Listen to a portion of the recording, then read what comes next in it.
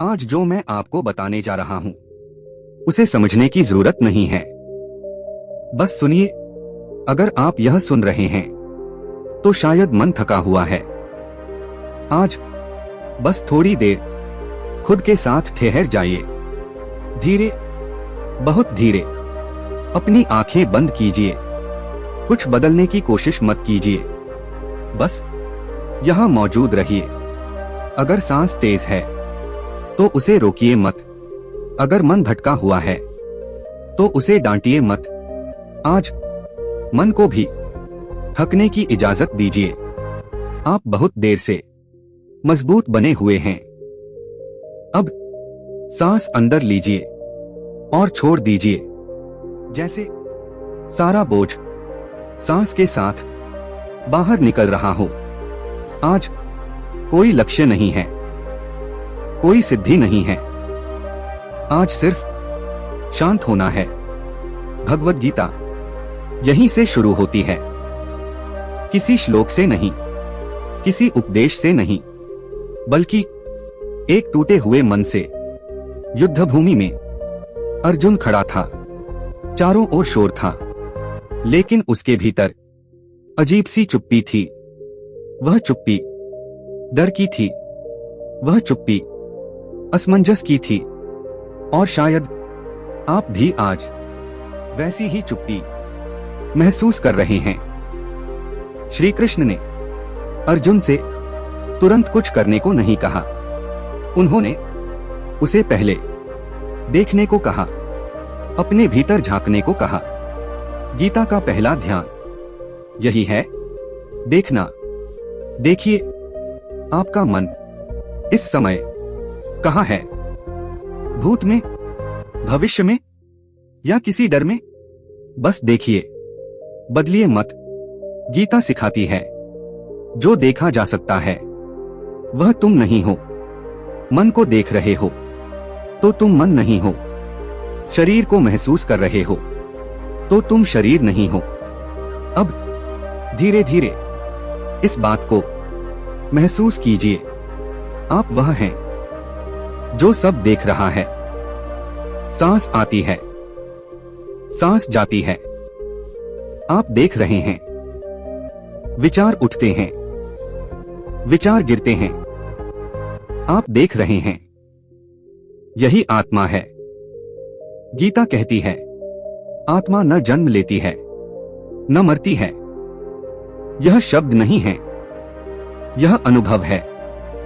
अब अपने दिल पर हाथ रखिए और बहुत धीरे से मन में कहिए, मैं सुरक्षित हूं, कुछ नहीं बिगड़ा है। जो गया है उसे जाना ही था, जो रुका है वह भी हमेशा नहीं रुकेगा। यही जीवन है। गीता हमें डराना नहीं सिखाती, गीता हमें मुक्त करना सिखाती है। डर से, आसक्ति से, अपेक्षा से। अब उस चीज को याद कीजिए जो आपको सबसे ज्यादा दुख देती है। कोई इंसान, कोई स्थिति, कोई याद, उसे दूर मत भगाइए। बस उसे सामने रखिए और देखिए, आप उसे देख पा रहे हैं। अगर आप देख पा रहे हैं तो आप वह नहीं हैं। यही गीता का गुप्त ध्यान है। दुख को देखने वाला दुख नहीं होता। अब धीरे धीरे सांस के साथ मन में कहिए, मैंने जो करना था कर दिया, जो नहीं हुआ उसे छोड़ रहा हूं। हर सांस के साथ थोड़ा थोड़ा छोड़ते जाइए। फल की चिंता, लोगों की राय, भविष्य का डर, सब सांस के साथ ढीला पड़ने दीजिए। गीता यही सिखाती है, कर्म करो और बाकी ईश्वर पर छोड़ दो। यह हार नहीं है, यह सबसे बड़ी ताकत है। अब कल्पना कीजिए कि आप एक नदी के किनारे बैठे हैं। नदी बह रही है, पानी रुक नहीं रहा। आप उसमें पत्थर नहीं फेंक रहे, आप उसे रोकने की कोशिश नहीं कर रहे, आप बस देख रहे हैं। विचार नदी हैं, आप किनारा हैं। गीता कहती है, किनारा बनो, जो बह रहा है उसे बहने दो।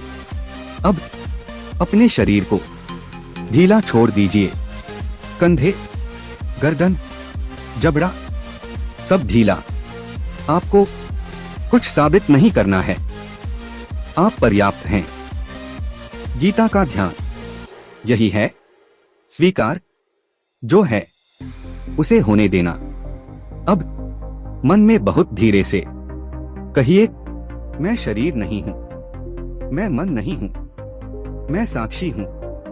हर बार जब मन भटके फिर इसी वाक्य पर लौट आइए, यही मंत्र है।